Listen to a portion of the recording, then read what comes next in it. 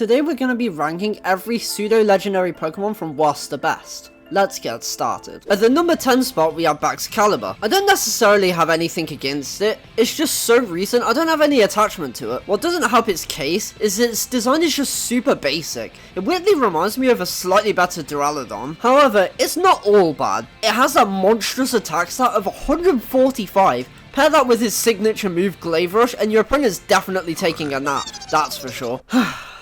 Honestly, it pains me to put Komodo this low, but it's just so meh in every regard. I'm not gonna lie, it's kinda ugly. Look at this dude. And somehow they made it shiny even worse. At least it has a cool signature Z move. Honestly, if this wasn't from Alola, it would definitely be at the bottom. I'm just really biased. Following that roller coaster of emotions, we have Tyranitar. This is probably a pretty hot take, but Iron Thorns is so much cooler, and it even overshadows its Mega Evolution too. One problem T-Tar does unfortunately have is its weakness of being punched slightly too hard. Overall though, I do think Tyranitar is pretty decent. Not too bad, not too great either. At the number 7 spot, we have the OG pseudo-legendary Pokemon, being Dragonite. The best part about Dragonite, I think we can all agree on, is how it can look extremely cute or terrifying. Ash's Dragonite back in Pokemon Journeys was a perfect example of this. It was a force to be reckoned with in battle, but it was also loving and caring to everyone too. I do wish Game Freak gave it a bit more love though. Like just give it a regional form where it controls the weather, that would be so dope. Next up we have Salamence. I actually find it quite similar to Tyranitar, it's just better. I don't know what to tell y'all, bro. Just like Tyranitar, its Paradox form does definitely overshadow its croissant looking Mega Evolution.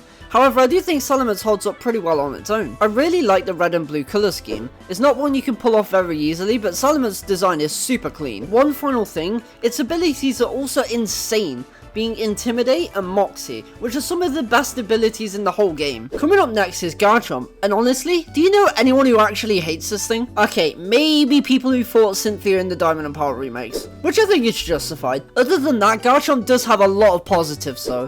One of those in my opinion being its Mega Evolution. Like its arms quite literally turn into axes. How is that not cool? Also, the fact that you can catch a level 80 Alpha in Legends Arceus is absolutely busted, but it's so cool to use. I've always had that soft spot for Goodra, especially since watching the X and Y anime. Goodra is actually just so adorable, and it gives off such a different vibe from the other pseudos. I respect the design choices a lot. I did originally put Goodra a bit higher on this list, but honestly, its evolution method is such a massive pain, especially in Scarlet and Violet. Oh my god, it's a pain. Also, its Hisuian form is a bit lackluster.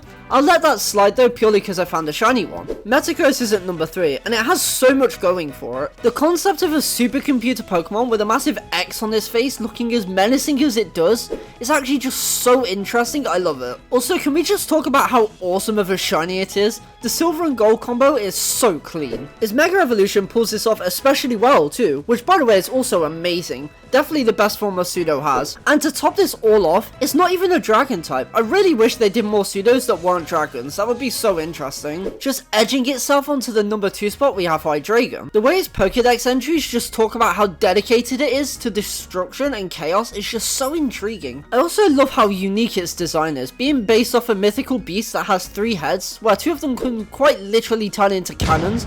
Now that's just objectively cool, come on dude. It also has the highest special attack of any of the pseudos, which makes it that extra bit different, which I just really like about it. Although not the best Paradox form, Iron Jugulus definitely still holds its own, as a robotic form of any Pokemon is just awesome anyway. And ultimately, at the number 1 spot we have Dragapult. Where do I even begin?